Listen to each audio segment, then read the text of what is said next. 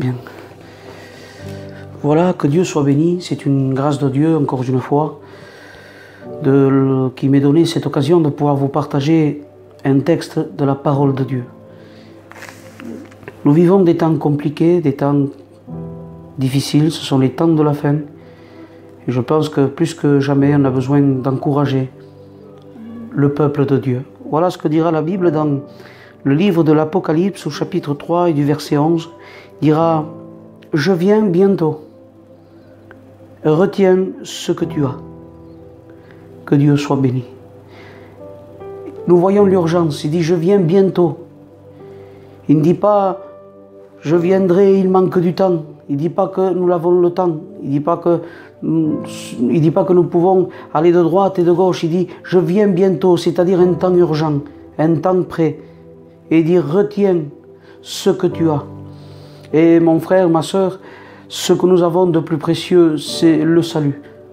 Le salut est précieux parce qu'il a été acquis non au prix d'or ou d'argent, mais au prix du sang précieux de Jésus. Pour que tu aies le salut, il a fallu que le Fils de Dieu descende sur la terre, qu'il prenne le corps d'un homme et qu'il souffre sur le bois de la croix.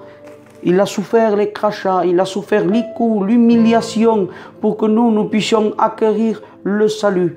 Le salut est une grâce, un cadeau immérité. La Bible, dans la version d'Arby, dit « Je viens bientôt, tiens ferme ce que tu as. » Tenir ferme, ça veut dire que quelqu'un veut te le prendre. Et il dit de tenir ferme le salut de Dieu, le tenir ferme, ne pas le lâcher. Retiens, c'est empêcher qu'on nous prenne quelque chose. Le mot retenir en grec signifie garder en sécurité, garder en sûreté, parce que ce que nous avons est précieux. C'est comme les personnes qui dans leur maison auraient un coffre, ils ne vont pas mettre n'importe quoi à l'intérieur, ils mettront ce qui est précieux, ils vont le garder en sûreté. Et le salut, nous devons le garder en sûreté, veut dire garder la possession. Mais le mot en grec veut dire aussi lié par les liens du sang.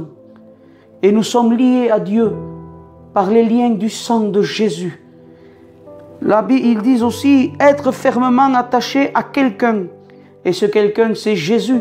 Si nous ne voulons pas perdre notre salut, il est plus important que jamais à ne pas s'attacher à un mouvement, à une église ou à un pasteur, mais à s'attacher à Jésus.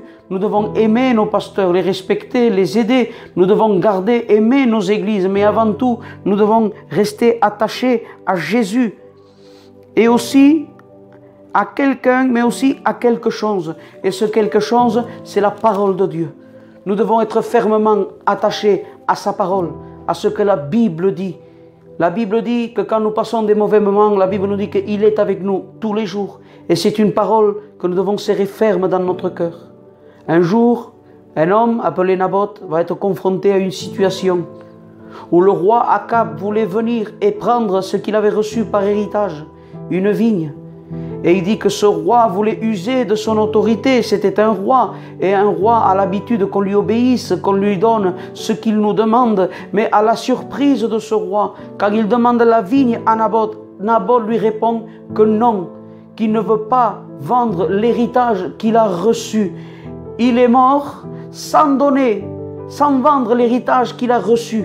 C'est-à-dire que quand il est mort, la vigne était toujours en sa possession. Il la possédait toujours. Il était toujours à lui. Je tiens à te dire quelque chose. L'ennemi va venir faire des compromis, essayer de trouver un arrangement avec toi afin de prendre ce que Dieu t'a donné. Mais au nom de Jésus, dans les temps où nous vivons, refusons tout compromis, refusons tout mélange. Gardons le salut que Dieu nous a donné. La Bible dit, je répète, je viens bientôt. Garde ce que tu as, afin que personne ne prenne ta couronne.